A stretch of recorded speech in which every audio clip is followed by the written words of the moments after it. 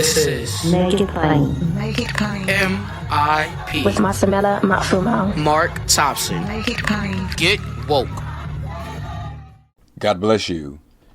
The latest stop on Bishop Barber's Poor People's Campaign Mobilization Tour was in Los Angeles.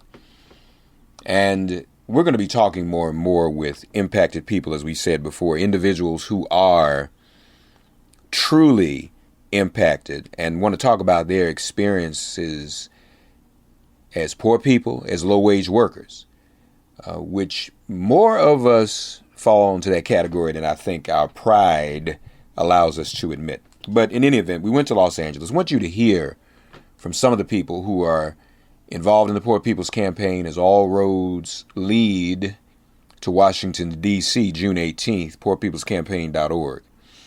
And helping me in this coverage in Los Angeles for the Poor People's Campaign, covering the Poor People's Campaign, is none other than a young man who's also a media, communications, mass media major, none other than my very own son, my only son, Menra Mapfumo. He'll be carrying some of the duties on today's show and talking to some of the good people in Los Angeles. And who better to begin with than Bishop Barber himself. In light of Buffalo, what is the relationship between poverty, gun violence, and mass shootings? Well, one of the things is the same people that are blocking laws that would lift the poor are the same ones that are spewing so much of this racist violence and rhetoric, claiming that, the whole society is at threat because of black and brown people. And this rhetoric that's being spewed is so vitriol, it can get in the minds of people, and it can what we call radicalize them. The real question about the killer is not who is he, but who radicalized him. Because from the president, Trump, to Fox News, to Congress people, you hear this radicalization going on. Secondly, this business of death is just too broad in this country, and we accept too much of it. 1 million people die from COVID. Poor people died 5 times higher in some ways, not a time of mourning. We keep having mass deaths, and we talk about it for a day or two, and then it goes away. Even before COVID, we had 250,000 people dying a year from poverty, 700 people a day, and hardly a whimper being said about it. We have to decide that we're not just going to be quiet and accept death anymore. And then lastly, we have to see this attack of what happened in Buffalo is connected to the season of violence that we're in. I mean, go back to University of Virginia when they were shouting, "Jews will not replace us." This whole replacement theory that has its roots in some parts of Europe and Nazism as well as here in America is violent in and of itself, because it's always trying to point out who has to go in order for some people to live. And if you push that to the nth degree, it always means somebody's got to be destroyed. Right. Somebody has to be killed. If you're talking about replacement, we have to say this country is not about who do we replace. It's about who do we come together. How do we repair the divisions and repair the breaches? Not how do we replace people. Replacement theory is so dangerous in so many ways. So we have to say, yes, there were 10 or 11 people killed in Buffalo. They were black. But it's really a killing of us. It's a killing of our soul. It's a killing of our hopes and dreams. And I hope that folks don't isolate in this moment. And we just have a summit on black death, and then we have a summit on Chinese death, and then we have a summit on it. Why not we take on what the vice president called this whole epidemic of violence and death, and decide that we're going to build a community committed to the lives and the well-being of all people. Then lastly, everybody that promotes, if you check the record of these politicians, every one of the politicians that promotes guns and selling guns and being able to get guns any way you can also support voter suppression. You got to check the record. Same people that vote for blocking living wages are the same ones that vote supporting all these guns. This guy was in tactical gear that shouldn't be just that easy to you shouldn't be able to just get and walk around with. So that's why there has to be a coming together to challenge all of this extremism, not in silos, but as a fusion moral movement. Yes, sir. And the last question is, how do you feel about the mobilization on June 18th? I'm feeling good about it. I have mixed feelings. You know, I'm 60 years old almost, and sometimes I get bothered that we still have to do it, but I'm glad that I'm alive to do it. Yes, sir. And it's not just us mobilizing. I was looking at something the other day and said there have been over 1,000 gatherings in the midst of COVID, workers fighting for their rights, people saying you're not going to throw me out of the housing. There's something going on in this country and in the world, and I feel people are responding from every state in this country. Every race of people are responding. People from religious communities, people from organizations, most of all poor and low-wealth people are leading the way. And what I love about them is none of them are talking about this as a day. They're all talking about it as a declaration, as an announcement, as a beginning, as a moving forward, as a commitment. You know, the extremists have been committed for 50 plus years to division, undermining our rights. We need a movement now to be saying, okay, we're going to be committed to the next 50 years, stopping what they're doing, turning the tide, doing it with love, justice, and nonviolence. And in the process, we might even win some of those who get caught up and are led astray by all of this extremism. But I'm very thankful to see what's happening all around the country, from the Carolinas to California, from Maine to Mississippi, from Appalachia to Alabama. It's nothing quite like it, where all these different diversity of people are coming together saying we won't be silent anymore. What's your name and where are you from? My name is Samuel Vance. I'm from Orange County. Okay. And why are you participating in the Poor People's Campaign? Because this is where God wants me to be. Amen. Now, the last question I'm going to ask you is, how do you feel about what happened in Buffalo over the past weekend? I was stunned. Yeah. It's a sign of the times. And that's why we have to be out here like we are now. Yes, sir. Christ's Beatitudes and God's commandments. Yes, sir. What's your name and where are you from? My name is Curtis Freeman. I'm from Sacramento. All right. So why are you participating in the Poor People's Campaign? Well, I'm part of the Poor People's Campaign. I'm homeless. I've been homeless. I know what it's like to be homeless. Right. So what is it that you feel can be done at this very moment to help fix your situation? Well, right now, I'm staying in a room key place. And there's been more money that's been donated towards room key that we're not getting. And right now they're talking about at the end of July that we're going to have to move out because we don't have the money to pay for the rent. And I don't understand it. And they're also talking about they're opening up 7 new room keys, but where's the money going? Why are we being kicked out? Right. I don't understand it. What's going on with this money? Right. So I'm looking for somebody to figure out where's the money going. Okay. So we don't have to move out our place and be back on the street. What about you, brother? Where you from? Sacramento. You all together? Yes. Yeah. They were just telling us about... These are the two testifiers. I brought them up. Actually, Curtis is started off with me doing basic needs in the Poor People's Campaign while he was homeless. And from there, he made contributions with me and stayed on with the campaign, joined the campaign. And from there, he ended up into a program, him and Benny, both, into a program with the Operation Room Key with the governor started here in the state of California. How long has Room Key been in existence? I'll say about a year and a half or so, maybe 2.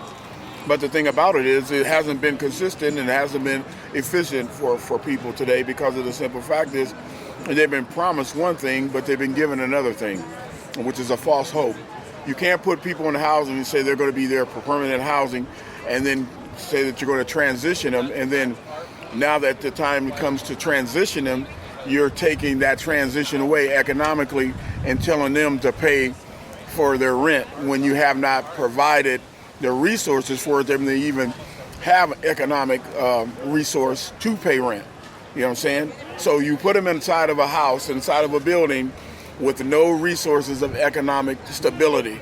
But then over the months that you kept them there for any type of health services that they might have needed, any type of economic resources for food that they could go buy for themselves, you know what I'm saying? None of that was created. It was just put somebody inside of a house.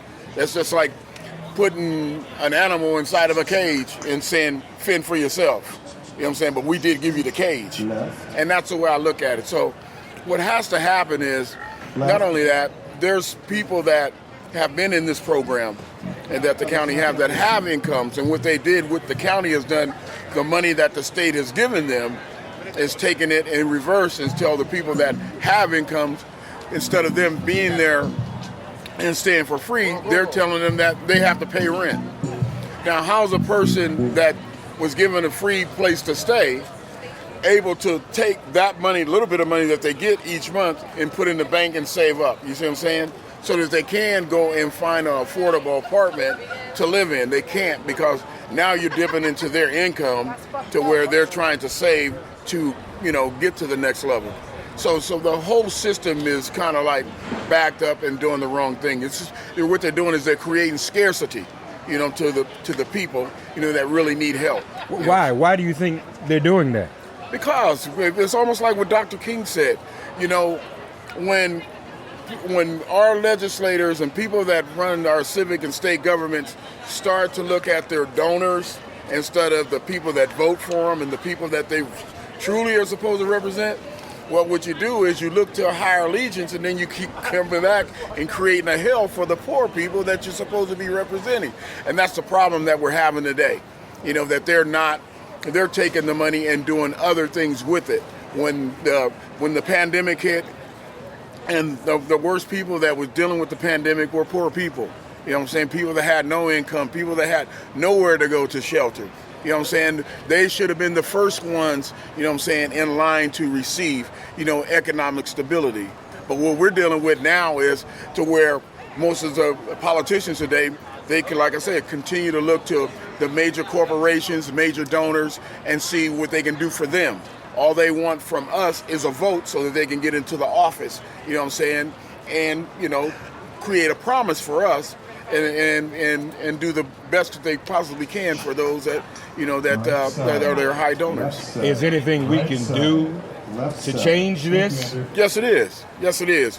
We have to do more, and more is to mobilize, organize, register people to vote, and then educate them on what I'm educating them on now, what I'm talking to you about, and start waking people's minds up, to the urgencies that they're dealing with. Because you're not going to be able to do nothing for yourself if you don't have somebody educate you on why you're in the position and why you're in that condition. So the best thing for us to do for each other is each one reach one and each one teach one. So what we're dealing with in this society is between us and Main Street and Wall Street. Whose side are you on? Yeah. We aren't on Wall Street side, because Wall Street is coming to poor communities and buying up all of the property now and pushing us out even further. Where is that they're pushing us? Under bridges, along freeways, blight areas of fields and parks, along businesses, where we have to put tents up. That is morally and ethologically wrong for what's happening today in this society. Yeah. There's a lot of leaders today that aren't here, that are rolling over in their graves, saying, what has this society and this system come to? But we have to be the ones to wake people up and say, this is ours. We were promised it. We must make the demand to make them turn back, to a system that works for the people. We the people, the purpose, and we are the promise. And one of those very leaders who's rolling over is Dr. King, undoubtedly. Yes, he is, absolutely. He is the leader that is rolling over, because at the time when he was empowering people to do what we're doing now, what the Reverend Barber is doing and Liz Theoharis is doing and this campaign is doing, is waking people up to empower them to get back your power, take back your power.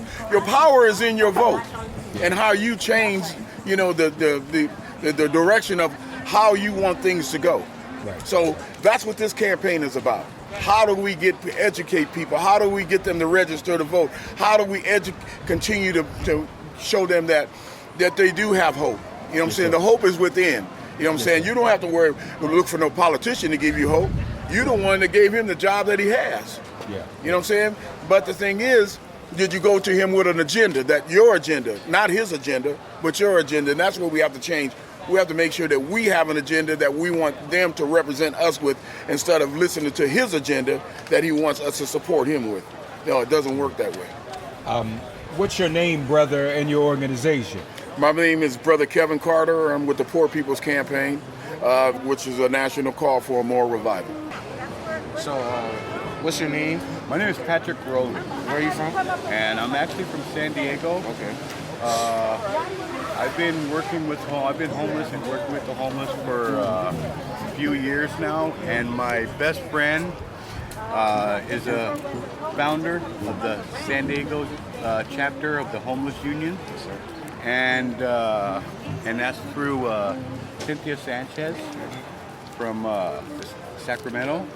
So we're the San Diego chapter. Okay. You know, we have chapters in pretty much different parts of the state.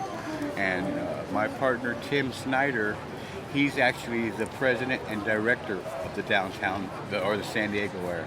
I'm the chairman of the downtown department in the downtown area in San Diego. And our primary goal is just to kind of go out and speak with people that are homeless or been homeless or near homeless, and just try to give them a little helping hand, let them know what's available. We do security work, we do volunteer work for a lot of different organizations throughout the state of California, and if there's a function that we can attend, we're going to be there. We're going to give our aspect on what we do, how we work, and so we just kind of homeless advocates, kind of give them a touch of base that there are resources out there, and that homeless is not a crime. Yes, sir. You know, we've been hearing, especially in the LA area and the downtown area, you know, there's been a lot of crimes, a lot of activity, and a majority of all these crimes with all over the place are pretty much blamed on the homeless.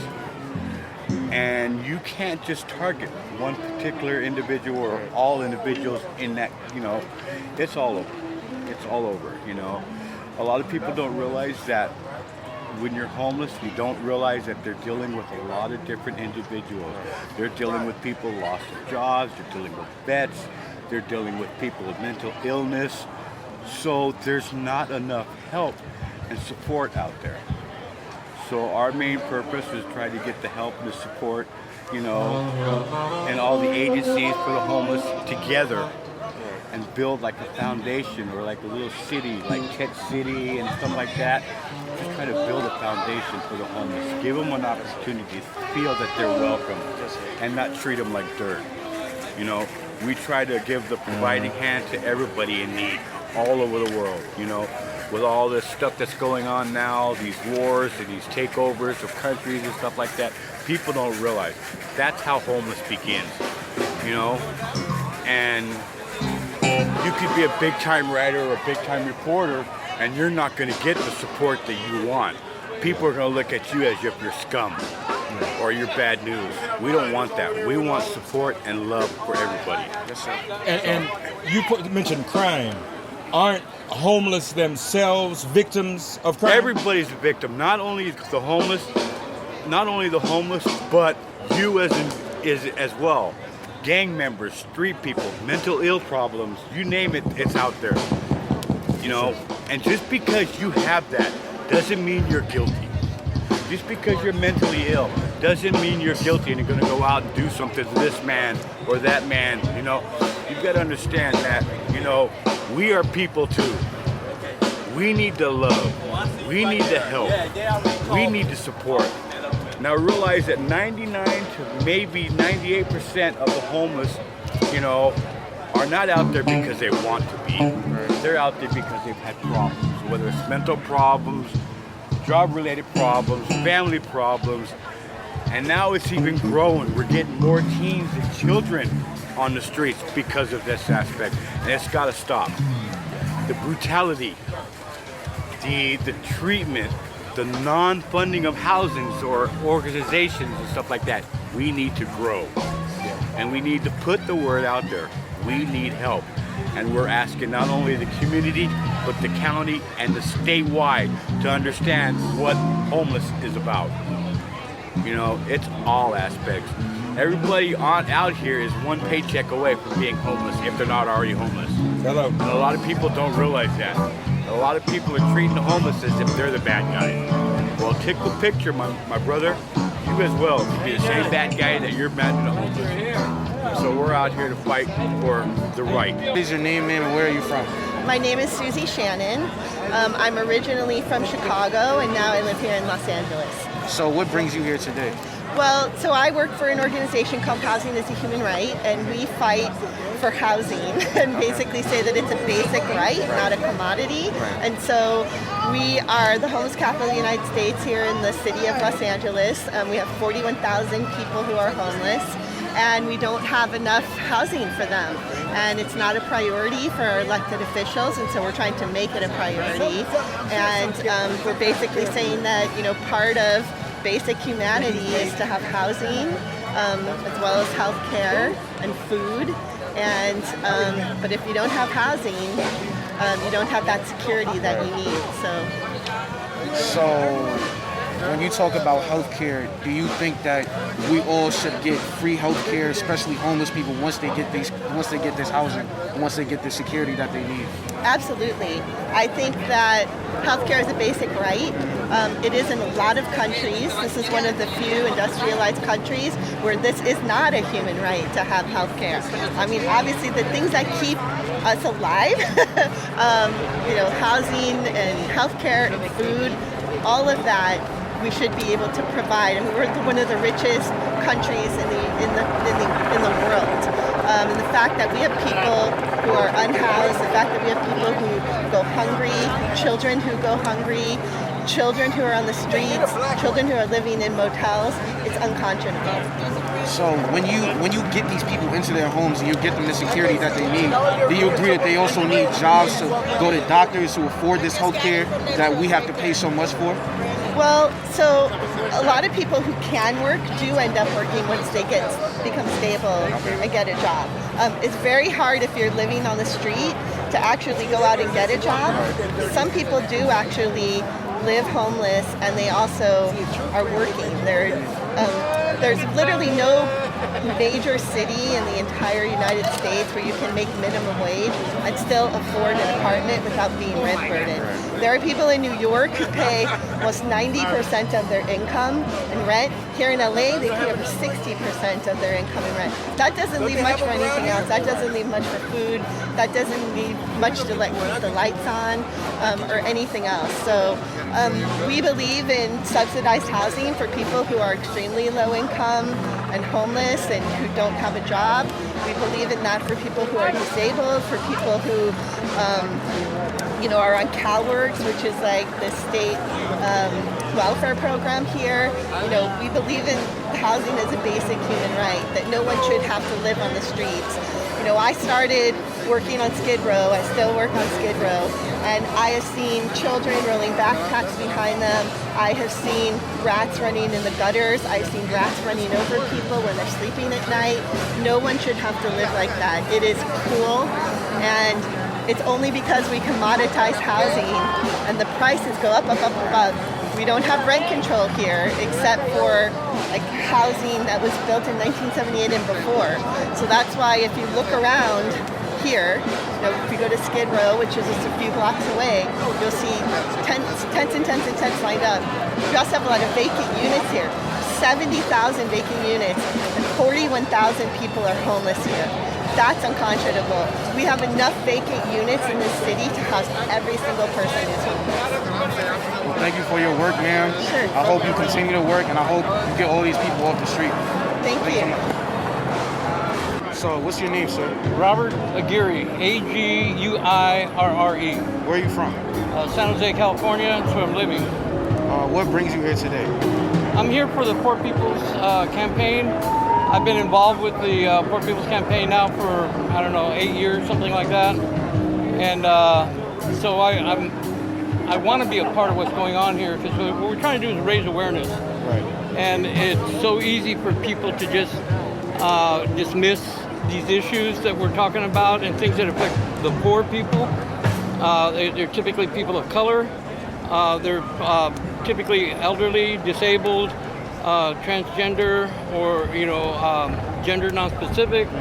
These are all people that the system is designed to exclude them. And because of that, they never really get an opportunity to build generational wealth. And by generational wealth, I mean it's somebody who has enough wealth to pass on to their offspring, right? But if you don't have very much to begin with, you have nothing to pass on. And since you have nothing to pass on, they have nothing to build upon. So every time, every generation, you're starting all over again, and you never get the opportunities that people, privileged people have. And it doesn't matter the color of your skin. You could be wealthy and be a person of color. But it's a state of mind, all right? So if you are a person that has privilege, you need to check your privilege to see what it is that you can do to improve the lives of other people that are less privileged. And unfortunately, the way our capitalistic system is set up, it's every man for himself and what can I get from me, right? And it becomes like with housing, for example. You have people that own multiple housing units, whether it's an apartment complex or it's a second house or a third or fourth, and they rent them out. And so the people that are renting them never have the opportunity to own one. And because all the properties are getting bought up, the prices keep going up, and that makes it further and further out of reach of the normal person. And because you can't get a house, you can't build that foundation for yourself and your family. And as far as like how that affects education, if you live in an area where you pay rent, the property taxes are what fund the schools. So if you don't have money coming into your area, your schools are not going to be at the same performance level as people in a much more affluent neighborhood. So these are all things that feed into it. And the result of not having opportunities is you create opportunities. And that's why crime rate tends to go up in impoverished areas. I mean, if you have a lot of money, you don't need to go rob somebody out, right? Because you've got more than you need. But people that look around and they see the opportunities is somewhere else, it's not where they live, then they're going to want to go and find that opportunity wherever that may be. And this is what drives this kind of problem that we're seeing in today's times. And this has been going on for a long time. It didn't just start happening, but it's never happened at the scale that it's going on now. You have corporations that are more wealthy than most countries, and those are headed by a few people that spend their money going off into space or buying Twitter or doing other things where they could actually solve a lot of these problems. And if they really, really wanted to do something for mankind, they would solve these problems instead of boosting their ego. And then a lot of times they'll give a donation, like Mark Zuckerberg gives $1 billion. Well, that's nothing, right? So it tends to just assuage his guilt because he knows that he built it on the backs of the people that are working for him. Elon Musk, no, not Elon Musk, Jeff Bezos said, "Thank you to all my employees and my customers because you made it possible for me to go to space." What the hell? Right. I mean, you got people that pee in bottles because they're under tight schedules and they can't even stop to do a restroom break. Right. And you got this guy who's going off into space for no reason other than to say, "I did it." Right? And what kind of race is that? We're not looking at the human race. We're looking at a lunar race or, lunatics that are going up into space. This is all wrong. Our whole system is built this way. And unfortunately, it's so ingrained in everything that it becomes extremely difficult to break out of that. And this is the sort of thing that we're doing here is we're raising awareness by doing what we're doing. We're trying to let other people see what we see. What is your name and where are you from? I'm Irma Hallwood. I'm a Southern Texas girl, Southern Baptist, and I'm not ashamed to say it. Yes, but I'm Granny of Service Employee International Union 71 here in LA. Okay. How long have you been an activist? Now you're trying to find out my age. I told you I'm almost 80 years old. A long time, baby. I can go back a long ways. Yes, ma'am. Back to when Bradley was here as mayor. So what brings you here today? Because the first thing is my brothers are hurting, including myself. God looks upon each one of us as a whole. All of us is his children. And he doesn't want us to suffer. Why suffer when there's millions of dollars? There's more millionaires these days than there ever before. So why are we suffering that we can't pay our rent? We can't have health insurance. accessible, quality health insurance. I'm not talking about somebody that's going to come in and wait 6 months to get an appointment, and then they can't tell us what our ailment is or treat us. We need accessible, quality health care. Thank you. And I'm a hugging woman. Yes, I am. And I'll shout all over you. Thank you, baby. Thanks for getting woke and listening to Make It Plain. As always, perform an act of kindness on behalf of an elder or young person. Write a letter to a sister or brother who just so happens to find her or himself incarcerated.